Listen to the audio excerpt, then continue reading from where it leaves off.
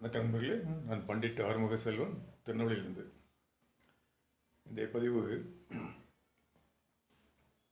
ஒரு ஞாபக சக்தி தொடர்பான ஒரு விஷயம். பொதுவாக நம்ம ரொட்டீன் லைஃப்பில் அங்கங்கே ஓடிக்கிட்டே இருப்போம். நிறைய சம்பவங்கள் நடக்கும். எதுவும் நினைவில் இருக்காது. பல விஷயங்களை மறந்துருப்போம். இன்றைக்கி காலையிலேருந்து இரவு வரை என்ன நடந்துன்னு பார்த்தீங்கன்னா, யோசிச்சு பார்த்தீங்கன்னா பல விஷயங்கள் மறந்துருப்போம். ஆனால் சில பேர் பார்த்திங்கன்னா, அவருடைய சின்ன வயசில் 5 வயசில் என்ன நடந்ததுங்கிறத இன்றைக்கி நடந்தது மாதிரி தெளிவாக சொல்லுவார். ரொம்ப ஷார்ப்பான மூளை அப்படின்னு சொல்லுவாங்க. ஞாபக சக்தி அதிகம் அப்படின்னு சொல்லுவாங்க. இதுக்கு காரணம் என்னென்னு பார்த்தீங்கன்னா, அவங்களுக்கு புதிய பதிவுகள் அவருடைய மூளையில் உருவாகலை. சொல்லுவாங்கள்ல, வேலை வெட்டி இல்லை, சும்மா உட்காந்துக்கிட்டு எனக்கு கற்பனை பண்ணிகிட்ருக்காங்க அப்படின்லாம் சொல்லுவாங்கள்ல.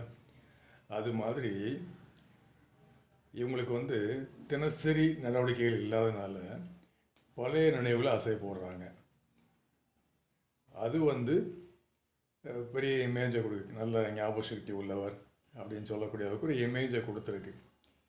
இதோட அடிப்படை என்னென்னு பார்த்தீங்கன்னா, அவங்க வசிக்கிற வீட்டோட ஈசான்யம் வடகிழக்கு மூடப்பட்டிருக்கும்.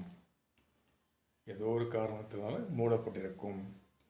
அப்படி மூடப்பட்டு இருந்தால் கண்டிப்பாக இவர்களுக்கு புதிய நடவடிக்கைகள் இருக்காது. இப்போ காலையில் எழுந்திரிச்சிங்கன்னா பேங்க்கு போகணும், அங்கே போகணும், அந்த பார்ட்டியை பார்க்கணும், வசூல் பண்ணணும், இந்த வேலை இருக்குது, துணி துவைக்கணும், இந்த மாதிரி சமையல் பண்ணணும், இது மாதிரி நிறைய வேலைகள் இருந்துச்சுன்னா அவங்களுக்கு எந்த சிந்தனையும் ஓடாது. அதை செய்யணும், இதை செய்யணும் அப்படின்ட்டு அந்த சிந்தனையிலே இருப்பாங்க. இப்போ 10 மணிக்கு போனால் எதை பார்க்கணும், 11 மணிக்கு அவரை பிடிக்கணும் அப்படிங்கிற அந்த ஆர்வக்குளர் இருக்கும். அது ஈசானியம் மூடப்பட்டாச்சுன்னா அவங்களுக்கு வேலை இருக்காது, ஒர்க்லோடு இருக்காது. எந்த வேலையும் இல்லாதனால சும்மா வீட்டில் முடங்கி போயிருப்பாங்க.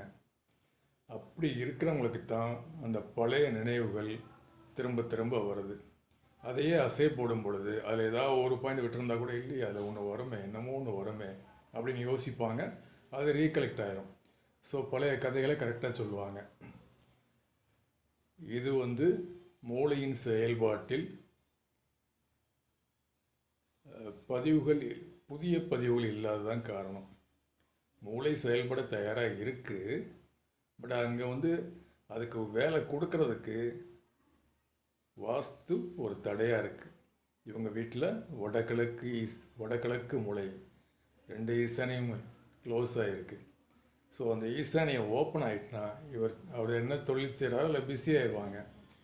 இந்த பழைய சிந்தனைகள் மறந்து போகும். இதுதான் விஷயம். இதை புரிந்து ஈசானியத்தை வளப்படுத்துங்கள். வாழ்க வளமுடன். நன்றி நண்பர்களே, சந்திப்போம்.